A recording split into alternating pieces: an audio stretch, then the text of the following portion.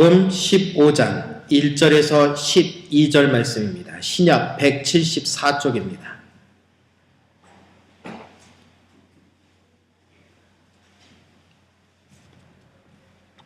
교독하겠습니다.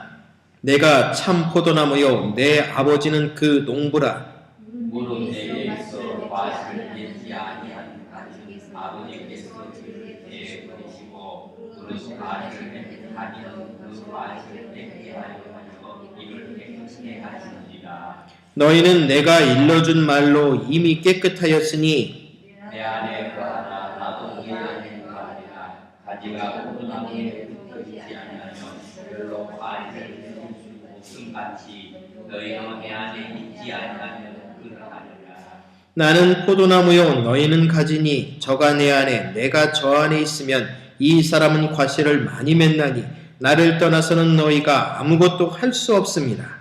사람이 내 안에 거하지 아니하면 가지처럼 밖에 그것도 말라지거나 사람의 것을 받아가 그게 되는 것이라. 너희가 내 안에 거하고 내 말이 너희 안에 거하면 무엇이든지 원하는 대로 구하라. 그리하면 이루리라. 너희가 과실을 많이 맺으면 내 아버지께서 영광하실 것이요 너희가 제 제자가 되리라. 하나님께서 나를 사랑하신 것 같이 나도 너희를 사랑하였으니 나의 사랑 안에 거하라. 내가 아버지의 계명을 지키고 그의 사랑 안에 거하는 같이 너희도 내 계명을 지키며 내 사랑 안에 거하리라. 내가 이것을 너희에게 이름은 내 기쁨이 너희 안에 있어 너희 기쁨을 충만하게 하려 함이니라. 내 계명은 곧 내가 너희를 사랑하니까 너희도 서로 사랑하는 것이라. 아멘. 자, 속생각을 바꾸자, 속사람을 바꾸자 변화 프로젝트 두 번째 시간입니다. 지난주에 보고바이러스에 의해서 오늘은 선행 노출증이라는 제목으로 한번 글을 마련해 봤습니다. 자, 오늘 말씀 선행, 착하게 산다라는 거잖아요. 착하게 사는데 그걸 노출했다고 뭐가 잘못이냐는 얘기입니다. 아니요, 잘못 있습니다. 그걸 찾아보려고 합니다. 왜 그러느냐? 이 모든 과정은 우리들의 겉사람을 바꾸고 속사람을 완전히 성숙시키기 위한 과정이기 때문입니다. 자, 예수님을 믿으면 삼버가 된답니다. 세 가지가 된답니다. 무엇이 될까요? 생각해 보셨습니까? 예수님을 믿으면 세 가지 뻐의 현상이 나타납니다. 힌트를 드리겠습니다. 첫 번째, 기뻐. 그러면 또 무슨 뻐가 나오겠습니까? 자, 우리가 예수님을 믿으면 구원받아서 기뻐. 또 뭡니까? 구원받아 기뻤으니 기쁨이 넘쳐 예배를 드리니까 예뻐져. 그리고 마지막 세 번째 뭡니까? 사명을 받아 바빠진다는 얘기입니다. 우리가 하나님을 믿고 기쁘면 마음이 속사람이 기뻐지면 자연적으로 겉모습도 예뻐진다고 지난주에 말씀을 드렸습니다. 왜 그렇습니까? 마음의 즐거움은 양약일지라도 근심은 심령을 상하게 하느니라. 고로 하나님께서 우리에게 하신 말씀은 무엇이었습니까? 범사에 감사하라. 항상 기뻐하라. 왜입니까? 속사람이 항상 기뻐하고 속사람이 항상 감사하다 보면 모든 환경을 이겨낼 수 있는 능력이 우리 안에 있다라는 겁니다. 속사람이 건강해지면 겉사람까지 아름다워진다고 말씀을 드렸습니다. 그리고 이 겉사람이 아름다워지는 것에서 멈추는 것이 신앙인이냐? 아니요. 바빠져야 합니다. 진정한 신앙인은 사명 때문에 바빠야 합니다. 우리 1월 1일 날 송구영신 예배 때 드렸던 찬양 기억나십니까? 산이라도 괜찮소, 바다 끝이라도 괜찮소, 어디든지 괜찮소. 그랬는데 갑자기 어느 날 꿈에 혹시 이렇게 만약에 하나님이 나타나셨다면 어떻게 하시겠습니까? 사랑하는 아들아, 딸아, 내가 네 찬양을 들었다. 그러니 이제 네가 이 모든 것을 다 정리하고 그것을 가지고 나를 위해 어느 곳으로 갈 수 있겠느냐? 예수님께서 부자 청년에게 하신 말씀처럼요. 너에 있는 모든 것을 다 팔아 가난한 자들에게 주고 나를 따르라 하는 것처럼 꿈속에 갑자기 그 음성을 들었습니다. 우리의 반응은 둘 중에 하나입니다. 할렐루야 아멘 하시겠습니까? 아니면 개꿈이다. 어느 쪽일까요? 개꿈으로 치부하시겠습니까? 하나님의 은혜로 아멘 하시겠습니까? 아마 우리의 선택은 대부분 아멘 안 할 거예요. 왜입니까? 내가 가지고 있는 것을 포기하는 게 그만큼 어렵거든요. 그렇기 때문에 사명이란 단어를 붙이기가 어렵습니다. 우리가 하고 있는 수많은 일들 정말 어떻게 해야 하느냐는 얘기죠. 그런데 오늘 본문에 보니까 4절에 이야기를 합니다. 뭐라고요? 스스로 열매를 맺을 수 없음같이 라고 했습니다. 스스로라는 말은 뭡니까? 저절로 맺어진다는 얘기예요. 내가 노력하지 않아도요. 기쁨이 억지로 되시나요? 깔깔깔깔 웃는다고 해서 겉은 웃을 수 있지만 속마음으로 웃어보신 기억이 언제이십니까? 속에서 우러나는 웃음으로 정말로 통쾌하게 한번 웃어봤다, 유쾌하게 웃어봤다. 이 기억이 언제쯤 되십니까? 참 아득합니다. 그만큼 우리는 속사람이 평안을 누리지 못하고 살아왔다는 얘기예요. 너무 겉사람을 채우는데 바쁘게 살아왔다는 얘기입니다. 이 웃음 하나도 속사람을 즐거워할 정도로 웃어보지 못했던 우리의 삶 얼마나 각박하냐고요. 얼마나 황량하냐고요. 왜 우리는 이토록 즐거움도 없고 기쁨도 없이 이렇게 황량하게 살아가야 합니까? 이유는 한 가지입니다. 우리가 하나님 앞에 스스로 저절로 맺어지는 이 열매를 올바로 분별을 못하고 있기 때문이라는 겁니다. 사명받아 바쁜 것도 마음의 거룩한 성령의 불을 받아서 움직여야 되는데 억지로 낼 수는 없어요. 사명자들 억지로 하는 거 없습니다. 그래서 소명이라고 그러잖아요. 부르셨다. 영어로 컬링이라고 합니다. 다른 단어보다 영어 컬링이 제일 정확한 단어로 부름이 정확하게 그 소명을 지칭을 해요. 불렀다라는 뜻이니까요. 저와 여러분 부름받은 사람입니다. 어떻게 부름받았습니까? 목사님 저는 사명자로 부름받지 않았습니다. 교회 직분 맡은 거 없습니다. 아직 저는 목회자 되지도 않았고 항존직도 아닙니다. 저는 그러므로 사명 없습니다. No! 그리스도인이 되신 그 순간부터 여러분은 사명자 됐습니다. 무슨 사명자요? 열매를 맺어야 되는 사명자요. 십자가를 드러내야 되는 사명자요. 언제나 어디서나 그리스도인이 되셔야 되는 사명자이십니다. 그런데 이 사명을 내 의지로 감당하려고 하면 정말 힘들어요. 예를 들어 드리겠습니다. 자, 이 일을 완성하면 이 아름다운 컵 하나를 만들어내면 마네오로를 주겠다겠습니다. 근데 이 컵을 만들려면 재료를 구하려면요 고생고생 산골짜기에 올라가가지고 땅을 한 10m는 파내야 되고 그곳에서 흙을 가져와가지고 물에 걸어서 채 걸러서 막 분석하고 막 분리해가지고 이런 식으로 해야 돼요. 이 고된 일을 하시겠습니까? 안 하시겠습니까? 하죠. 근데 기쁜 마음으로 하실까요? 돈을 벌기 위해서 억지로 하실까요? 억지로 하죠. 왜요? 만들어 주기만 하면 마네오로라는데요. 조금 고생하는 거 참으면 됩니다. 억지로 하는 것. 억지로 하는 건 사명 아닙니다. 사명은요, 자원해서 하는 거거든요. 그래서 늘 자원한다라고 말씀드렸잖아요. 그렇기 때문에 잊지 마십시오. 스스로 오늘 열매들을 맺어낸다겠습니다. 자연스럽게 우리의 삶을 통해서 속사람이 변화되어지면 겉사람을 통해서 겉모습을 통해서 자연스럽게 열매들은 맺어진다라는 거예요. 애써 우리가 노력하지 않아도 됩니다. 속마음 자체가 이미 다른 사람들에게 사랑을 베풀려 하고 배려하는 마음이 있고 아끼는 마음이 있고 보듬으려는 마음이 있다면요. 그리고 헌신하려는 마음이 있다면 충성하려는 마음이 있다면요. 자연스럽게 겉모습은 열매를 맺게 되어 있습니다. 그런데요. 저절로 일어나는 변화가 아니면요. 기쁨도 표정 관리도 바쁜 척하는 것도 모두 잠깐 지나가는 일이 되어버린다는 얘기예요.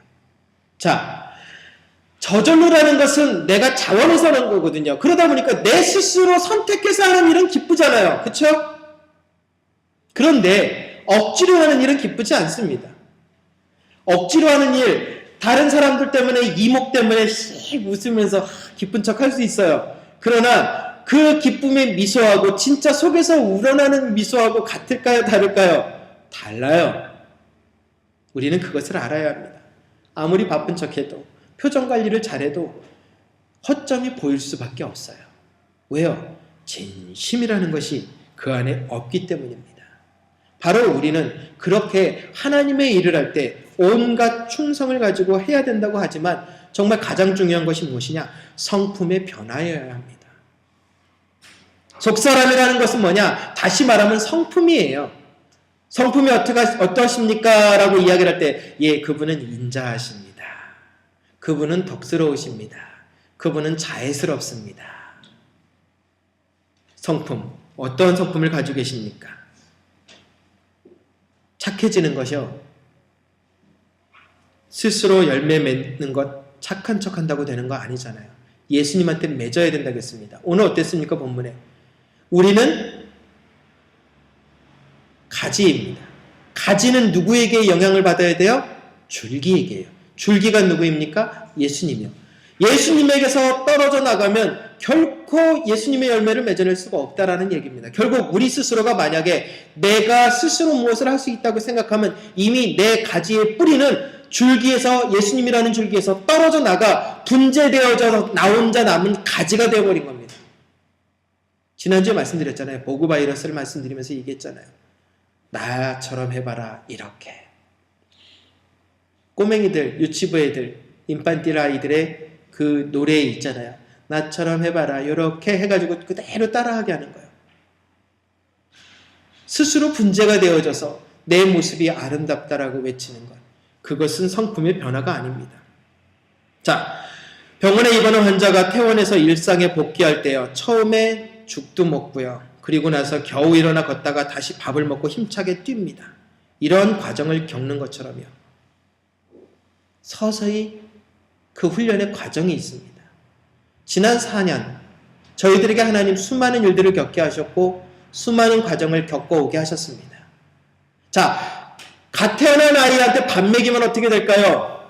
죽죠. 40일 금식한 사람한테 야 금식 수고했다 하고 내가 오늘 고기 한 턱 쏠게 하고 나서 제일 맛있는 고기 한 눈을 사서 줬습니다. 입에 살살 녹습니다. 살살 녹는 솔로미오를 사주었습니다. 결과적으로 그 금식한 분은 어떻게 될까요? 잠시 후에 볼 수 있을까요? 없을까요? 못 봐요. 십자가만 볼 수 있을 뿐이죠. 왜 그렇습니까? 그만큼 모든 것이 정지되어졌던 것들이 움직여내려면 그만큼 시간이 걸린다라는 거예요. 하루아침에 우리는 모든 것들이 병원에서 딱 끝났다라고 하면 다 끝난 줄 알고 다 합니다. 약사들이요, 병원에서 처방을 내리잖아요. 일주일 드십시오라고 합니다. 그런데 우리는 어떻게 합니까? 3일 먹고 나오면 3일 땡치고 끝나요. 나머지 4일날은 묻어뒀다가 나중에 다시 아프면 먹습니다. 몸에 들을까요? 안 들을까요? 절대 안 듣죠. 왜입니까? 몸에 면역성이 생겼다는 얘기입니다. 그래서 요즘에 슈퍼박테리아라는 것은 잡히지 않아서 사람의 몸을 죽여가고 있는 게 오늘의 에이즈보다 더 무서운 병이래잖아요. 그 슈퍼박테리아가 왜 생겼느냐? 항생제를 너무 많이 투여했는데 문제는 너무 많이 투여한 게 문제가 아니라 사람들이 자기 의지대로 약을 자기 마음대로 늘렸다 줄였다 했기 때문에 문제가 터진 거라는 거예요. 의사들이 딱 그 날짜라 하면 그 날짜 딱 끝나면 면역성이 몸에서 약에 대한 성분이 강해질 뿐이지 그것에 저항하는 세균들이 그 영향력에 커지지 않는다라는 겁니다. 완전히 세균을 박멸시키는 거거든요. 그런데 우리는 어떻게 합니까? 어정뜨게 중간에 멈춰버려요. 성품의 변화도 마찬가지입니다. 하나님의 말씀을 붙들고 잘 갑니다. 그런데 가다 멈춰요. 오늘 아침에 우리 드림팀 한 친구가 이야기를 합니다. 목사님, 왜 저만 안 됐을까요? 왜 저만 안 된다고 한숨을 푹 쉬고 포기하려고 했습니다. 그런데 저도 모르게 번쩍 일어섰습니다. 무슨 얘기냐? 서핑보드 위에 쓰는 이야기예요. 매일 바닷가에 보면은 서핑학교에서 하는 게 뭐냐 하면 처음부터 서핑보드 갖다 놓고 꽂아 놓기만 하고 안 태워요. 뭘 하냐? 막 달리기 이쪽 끝에서 저 끝까지 왔다 갔다 달리기 하는 것만 봐요. 산책하다 보면. 그러다가 뭐 하냐? 바닥에 그림 그려놓고 나서요. 바닥에 엎드렸다가 착 앉았다. 엎드렸다 앉았다. 이걸 1시간 내내 하고 있는 거예요. 참 할 일 없다. 그런데 그 사람들 가만히 보고 있으면 한 달 정도 지나고 나면 바다로 들어갑니다. 그런데 놀라운 건 뭔지 아세요?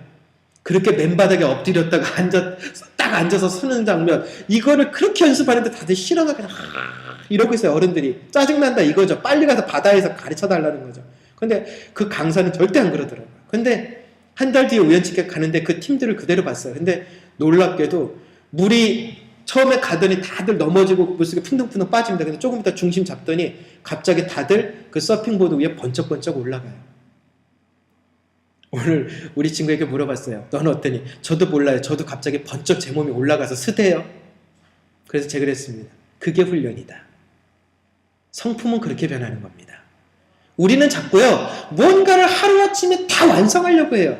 하나님은 시일을 두고 단계적으로 저와 여러분들을 훈련시키시려고 하는데 우리는 단지 마지막 결승점에 도달한 그것만 달라갑니다. 그러니까 우리에게 늘 문제가 있는 거예요. 하나님은 과정을 이야기를 하십니다.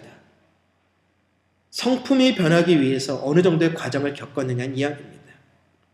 그렇다면 오늘 두 번째, 선행 노출증이 뭔가를 먼저 살피면서 우리의 성품이 어떻게 변하면서 우리의 속사람이 어떻게 변해야 되는지를 한번 보겠습니다. 선행 노출증이라는 것은 뭐냐? 이겁니다. 예수님의 능력을 힘입어서 저절로 이루어지는 선함이 아니라 내가 예수님을 믿기로 결심하자마자 내 마음속에 일어난 조급한 착한 사람 컴플렉스. 말이 참 길죠? 이건 뭡니까? 예수님을 믿자마자 그냥 스스로 우러나서 하는 게 아니라 예수 믿는 사람들은 다 착해야 돼. 예수 믿는 사람들은 무조건 다른 사람들에게 좋게 보여야 돼. 예수 믿는 사람들은 다른 사람들과 틀려야 돼. 그러니까 나는 다른 사람하고 틀려야 돼. 특별히 나는 직분자야, 사명자야. 그러니까 난 더 달라야 돼. 그러다 보니까 척하는 게 많아요. 이 척을 없애시라는 얘기입니다. 내가 만약에 신앙생활하면서 척을 하고 있다면 나는 선행 노출증에 걸려 있는 겁니다. 다시 말해서 속사람이 변화된 게 아니라요, 겉사람이 신앙을 하고 있다는 얘기입니다. 글을 쓰다 보면 무슨 적, 뭐뭐적 하고 쓸 때가 있습니다. 이 적이란 단어, 그것은 주로 이제 일본에서 파생되어 온 단어라고들 이야기들을 합니다. 그러니까 이거일 수도 있고 저거일 수도 있고 머무는 그 여러 가지 단어의 그런 의미입니다.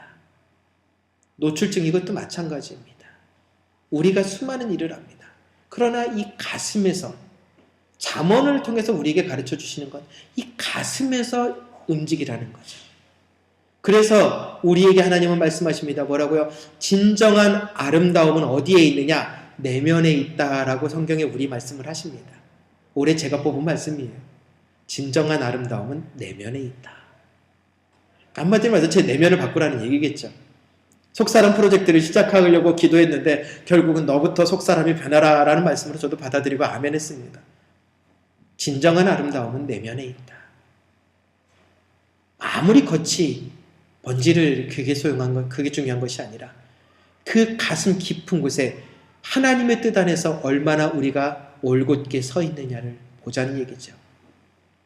그렇다면 이 선행 노출증에 걸리지 않아야 되잖아요. 걸리지 않으려면 무엇을 조심해야 되느냐? 첫 번째, 열매보다 가지됨이 중요합니다. 이 말은 뭐냐? 4절에 보니까 이렇게 되어 있습니다. 우리가 열매 맺는 것보다 참 포도나무이신 예수 그리스도의 가지됨을 더 중요하게 생각하라 하면서 4절에 우리 뭐라고 합니까? 내 안에 거하라 나도 너희 안에 거하리라. 가지가 포도나무에 붙어있지 아니하면 스스로 열매를 맺을 수 없음같이 너희도 내 안에 있지 아니하면 그러하리라. 우리는요, 우리 스스로 아까 말씀드린 대로 분재되어져서 열매를 맺을 수 있다고 합니다. 분재되어지면 참 예쁘잖아요. 그쵸? 분재 보셨습니까? 싼 거는 적게 싸지만 어떤 분의 집에 갔더니 분재를 모아놓는데 실수로 잎 하나를 탁 자를 뻔했어요. 그랬더니 그분이 발끈 내면서 그게 얼마짜리 아십니까? 목사님 하고 저한테 바로 화를 내시더라고요. 제가 어떻게 알아요, 집사님 이게 얼마짜리인지. 그게 목사님 만져보실 수 있으시나요? 모르겠습니다. 뭔데요? 그랬더니 억 단위입니다. 요만해요. 요만한 분재인데 억 단위래요. 속으로 진짜 웃었습니다. 그래, 나 평생 그 돈 못 만져봐도 좋지만 저런 나무, 생명을 연장시켜 놓은 거긴 하지만 그때 머릿속에 스쳐간 게 바로 오늘 본문입니다. 가지에서 떨어져 나가는, 줄기에서 떨어져 나가는 나무를 아무리 예쁘게 피우는들 무엇 한단 말인가? 그 뿌리가 없는데, 뿌리가 없으면 그 줄기에 영양분도 못 먹고 자르는데, 우리는 그리스도인인데 왜 우리는 겉모습을 저렇게 따질까? 화려함만을 따질까? 방금 드렸던 것처럼 우리는 열매 맺는데 너무 치중해요. 이상하게 예수님 믿는 사람만 되면 너무 조급증에 걸려요. 왜요? 무조건 착해야 되고, 무조건 베풀어야 되고, 무조건 선해야 되고, 무조건 순종해야 된다고 생각을 합니다. 그러다 보니까요, 이것이 옳지 않은 것에도 저희는 순종을 하고 있다는 얘기입니다. 그래서 주보에 보면은 실어놓은 게 있습니다. 지난주에 없었는데, 거절할 줄 아는 지혜, 포기할 줄 아는 미덕, 욕먹을 줄 아는 용기, 분별력 있는 헌신, 돌아보는 여유, 즐기는 자유함, 무릎 꿇는 약속, 넘어지지 않기 위해 애쓰기보다 다시 일어나기 위해 애쓰는 2012년. 참 글 예쁘죠? 제가 쓴 글 아닙니다. 제가 가르쳤던 제자가 쓴 글을 제가 가져왔어요. 쓰겠다고 저작권료 안 내면서 가져왔습니다. 지금 그 친구가 지금은 저기 어제 출발을 했네요. 출발해서 목사님 다녀오겠습니다. 그래서 지금 예전에 저희가 선교 그 정책을 나눴던 그 투르크 지역, 터키의 그 투르크족에 있는 그 중간, 거기가 동서양의 지금 종교 중앙지라고 말씀드렸잖아요. 거기서 영적 전쟁이 가장 심한 곳이라고. 여자인데 혼자서 갔어요. 안 무섭니? 아니요. 십자가를 전하다가 가겠습니다. 참 무서워요. 열정이 참 무서워요. 그 친구에게 제가 가겠다고 해서 하나만 보내줬거든요. 활활 타는 심장을 제가 사진으로 그 친구에게 보내줬어요. 이런 열정만 네가 가지고 있다면, 그리스도의 그 심장을 가지고 있다면, 하나님의 눈물을 가지고 있다면, 진리의 성령님과 동행한다면 너는 열매를 바라보지 아니하고 그 가지를 알려주고 오는 자가 될 것이다. 저희들은요 항상 열매를 생각하잖아요. 그리스도인에게 가장 중요한 것은요, 어떻게 우리가 예수님과 연결되어 있을까를 생각해야 합니다. 내가 정말 예수님과 이 일을 할 때 연결돼서 일을 하고 있는 것을 생각해야 되는데, 우리는 너무나 결과만을 따져요. 과정을 무시한 채로요. 그렇기 때문에 우린 세상 말도 끌어옵니다. 뭡니까?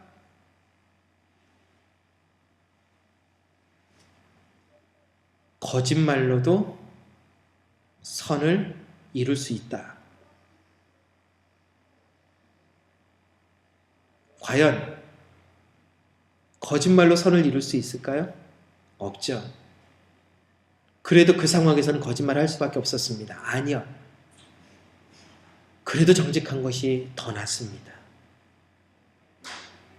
그래도 그건 아닙니다. 아니요. 그래도 말씀은 뭐라고 하느냐? 정직하라고 합니다. 우리의 생각에는 그 사람을 배려하는 거라고 합니다. 그러나 그렇지 않습니다. 오히려 그 영혼을 더 잘못된 길로 가게 만드는 일이에요. 그만큼 우리는 열매보다 가지에 많은 것들을 신경을 썼고, 그렇게 살다 보니까, 과지보다 열매에 많이 신경을 쓰다 보니까 우리의 모습은 자꾸 외식적으로 변해간다는 거죠. 이게 바로 선행 노출증입니다.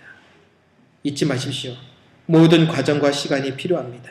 예수님과 연결되면요, 스스로 선해지기 싫어도 선해지고요, 스스로 인자해지기 싫어도 인자해지고요, 스스로 겸손해지기 싫어도 겸손해지는 겁니다.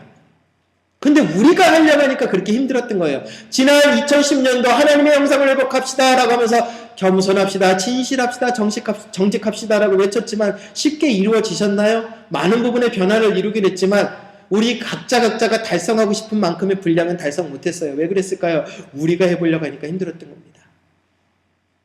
근데 예수님한테 붙어 있으면요, 이것들은 아무것도 아니라는 거예요.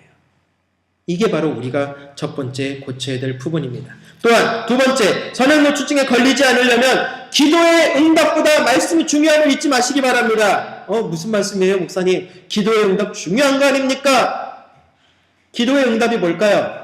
대부분 우리의 기도의 응답은 채워주소서, 채워주소서. 내 입을 넓게 열겠으니 넓게 열면 채우리라 하신 그 말씀대로 채워주소서. 우리는 언제든지 채움 받는 것만을 생각합니다. 그러나 잊지 마십시오. 하나님의 말씀, 우리에게 뭐라고 하시느냐? 너희가 내 안에 거하고 내 말이 너희 안에 거하면 무엇이든지 원하는 대로 구하라. 그리하면 이루리라 라고 했습니다. 응답에 신경 쓰지 말란 얘기예요. 우리가 예수님 안에 거하고 예수님이 우리 안에 거하면 이미 다 무엇이든지 원하면 다 된다고 했는데 우리 다 됐습니까? 안 됐습니까? 그렇다면 저와 여러분은 아브라함처럼 의인의 간구를 아직 못하셨습니다. 왜 의인이 못 되셨습니까? 아브라함이 특별한 사람이었습니까? 단지 아브라함이 의인이 된 건 성경 구절에 딱 하나로 표현되어 있습니다. 아브라함이 여호와를 믿으니 여호와께서 그 믿음을 의로 여기셨느니라 했습니다. 저희들이 믿는 것과 아브라함이 믿는 것이 무엇이 다릅니까? 아브라함은 달라고 하지 않았습니다. 하나님 어떻게 할까요? 라고 했습니다. 어떻게 아버지의 뜻을 이루어 드릴까요? 라고 고민했던 분이 아브라함입니다. 그러다 보니 그 믿음의 고백도 자연스럽게 바뀔 수밖에 없습니다. 내 것을 채워주소서, 채워주소서, 오셔서 채우소서, 채우소서, 채우소서. 우리는 그것만 부르짖습니다. 근데 아브라함은 그러지 않았어요. 하나님, 제 부족한 이 삶을 어떻게 아버지께 바치리까? 어떻게 바치리까? 어떻게 바치리까? 어떻게 헌신하리까? 어떻게 기뻐하리까? 어떻게 다른 사람을 위해서 마음을 열을까요? 이것만을 고민했던 거죠. 그러니까 그 사람은 의인의 간구가 됐고 그 의인의 간구는 역사하는 힘이 많아졌던 겁니다. 저와 여러분, 역사하는 힘이 없다고요? 우리의 기도의 능력이 짧아서라고요? 아니요. 말씀을 의지하여 하지 아니하였기 때문입니다. 라티어나에 보면은 렉시오 디비나라는 단어가 있습니다. 렉시오라는 건 뭐냐면은 렉디오라고 합니다. 이건 독서라는 뜻이고요. 하나님의라는 뜻으로 디비나라는 단어가 있습니다. 이거를 합친 내용이에요. 하나님의 독서, 하나님의 독서. 참 말이 이상하죠? 다시 말하면 거룩한 독서라는 뜻이에요. 렉시오 디비나라는 단어가 거룩한 독서라는 겁니다. 거룩한 독서라는 것은 무엇이냐? 성경 말씀을 통해서요, 우리가 그것을 경험하는 겁니다. 다시 말하면 이런 순서죠. 먼저 성경을 읽습니다. 이게 바로 읽는다, 독서, 렉티오입니다. 그 다음에 이것을 깊이 묵상을 합니다. 이것이 뭐냐? 메디타티오라고 해가지고 묵상한다. 오늘날 우리가 묵상한다고 그러잖아요. 묵상 기도하겠습니다 할 때 그 장면, 그 말씀을 생각하면서 어떤 의미로 나에게 주어지실까를 묵상하는 겁니다. 그리고 나서 세 번째 뭡니까? 오라티오라고 해서 소리내서 기도하는 거예요. 묵상한 것을 이렇게 기도해야겠구나. 그리고 나서 마지막 뭐라고요? 컨템플라티오라고 해가지고 경험입니다. 일명 관상이라고도 그래요. 한마디로 말하면 그 모든 것들을 내게 현상으로 만들어내는 거예요. 예전에 언젠가 말씀드린 적 있잖아요. 성경의 모든 지식을 머릿속에서 지워버려달라고 부탁을 드린 적이 있었습니다. 삭개오의 장면을 연출할 때 스스로 삭개오를 한번 객관적으로 밑에서 쳐다보는 모습으로 한번 그 상황을 맞아보시고요. 그리고 스스로가 삭개오가 돼서 한번 그 뽕나무에 올라갈 수 있겠느냐라고 제가 여쭌 적이 있습니다. 우리는 이미 뽕나무에 올라간 삭개오를 생각했지만 그 삭개오가 내가 됐고 내가 이미 알고 있는 성경의 모든 지식을 다 지워버린 상태로 그 장면에 들어가서 그 사람이 되어보는 것입니다. 이게 렉시오 디비나입니다. 그러면 그 사람은 이렇게 했었겠구나. 그러면 오늘날 내 삶에 내가 적용할 수 있다라는 겁니다. 다시 말해서 내 속사람이 적용할 수 있다라는 겁니다. 깨닫는 것이 아니라 그것을 어떻게 내 삶 속에 적용할까 한다라는 겁니다. 그러려면 어떻게 해야 될까요? 김기천 목사님이라는 분이 계십니다. 감신대를 나오시고 지금 하버드에서 종교학을 마치신 분인데 미국에 그대로 사역하고 계시는 목사님이세요. 수많은 책을 써서 내시는데 그분의 영성 독서법이라는 책에 보면은 이 부분에 대해서 렉시오 디비나를 이렇게 설명을 하십니다. 어떻게 하느냐? 말씀의 은혜가 있다면 기도의 응답은 저절로 따라온다라고 그분은 써놨어요. 다시 말해서요. 무엇입니까? 말씀을 붙들고 말씀에 의지하여 말씀대로 부르짖었더니 내게 그 능력이 나타나더라는 겁니다.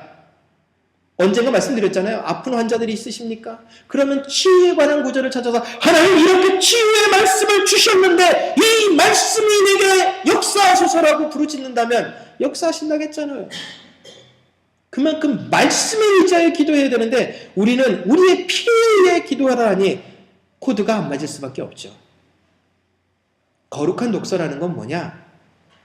말씀이 내게 적용되어지도록 현재 내게 존재하는 말씀이 되어지도록 부르짖는 것이 바로 렉시오 디비나입니다.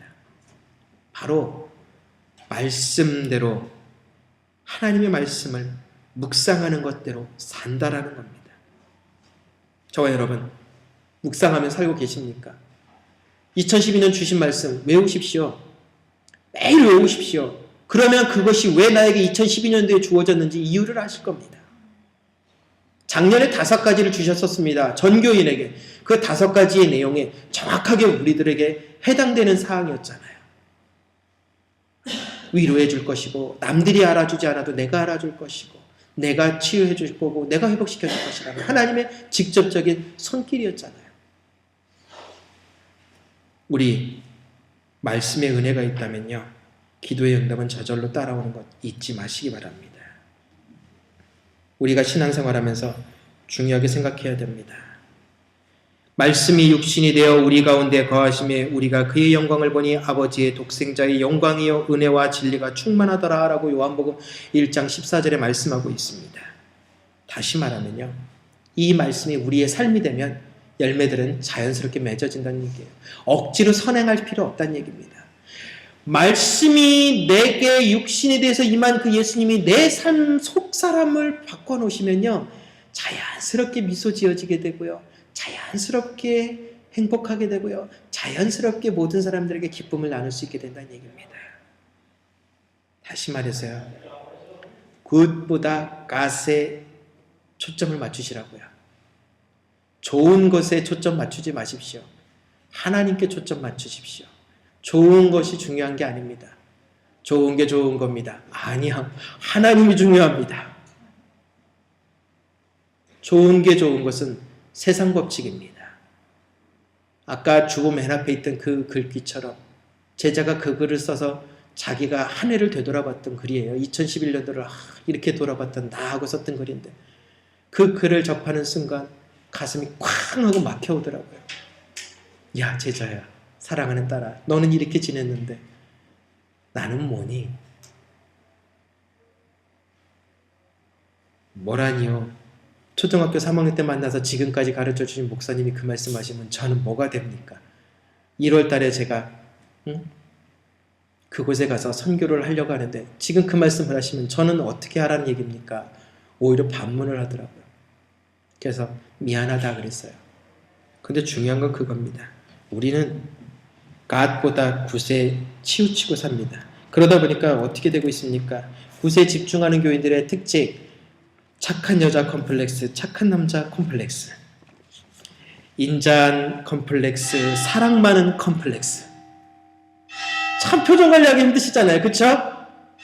이러한 것들, 속으로는 분노와 조급함이 있으면서도 겉모습은 늘 인자해야 돼요. 이게 제일 어려워요.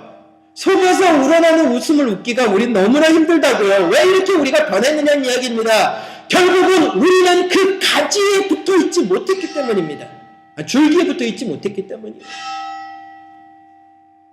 예수님이 내게 양분이 되어지면 저절로 기쁘고 감사하고 모든 일이 되는데 왜 우리는 자꾸 겉모습만을 이루려고 하느냐는 얘기죠.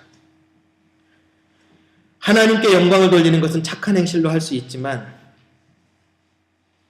하나님 앞에 나오는 모습 쉽게 잘 안 되잖아요. 오늘도 나오시면서 무슨 생각들 하고 나오셨습니까? 오늘도 예배에 그 하나님의 놀라운 은혜를 맞이해버리라. 이러고 오셨습니까? 아니면 습관적으로 그 시간대를 울려서 그 시간에 일어나서 샤워하시고 옷 새거 꺼내서 입으시고 우리 여성교회는 반찬하시고 남편과 아이들 부지런히 해서 교회 먼저 보내놓고 그리고 나서 하는데 밖에서 빵빵 하면서 빨리 내려와 소리 나니까 어떻게 합니까? 아직 준비 못했다고. 왜 못했어? 서로 티격태격 하는 거예요. 그게 제 모습이었거든요. 한국에 있을 때. 육군사관학교 가려면 너무 시간 걸리니까 빵빵 할 수밖에 없어요. 부딪혀요. 기다려달라 이거죠. 근데 항변은 그겁니다. 당신 준비시키고 예수 준비시키고 있었는데 어느 세월에 내가 준비하냐 하는 거예요. 아, 맞구나. 근데 잊지 마십시오. 예수님께서는 이야기를 합니다. 나의 안에 거하라. 그러면 그런 겉모습을 위해서 달려갈 일 없다라는 거예요. 무엇이 우선이고 무엇이 나중인지를 구별할 줄 안다라는 겁니다. 2012년도는 우선순위를 분명히 하시길 부탁을 드립니다. 급한 일이 아니에요. 급한 일을 마무리 짓는 게 중요한 게 아닙니다. 우선순위가 있는 법입니다. 우선순위부터 풀어내면 모든 건 풀립니다. 결론 내려드립니다. 사람, 믿음의 대상 아니라고 제가 늘 말씀을 드립니다. 선행, 베푸는데 웬 믿음의 대상까지 나오십니까? 우리는 그 사람들을 내가 베푸는 것을 가지고 믿음의 대상으로 따지기 때문입니다. 아니요. 사람은 믿음의 대상 아니에요. 그냥 보듬어주고 품어주고 보살펴주고 사랑해 주어야 될 대상일 뿐입니다. 이건 성경의 이야기입니다.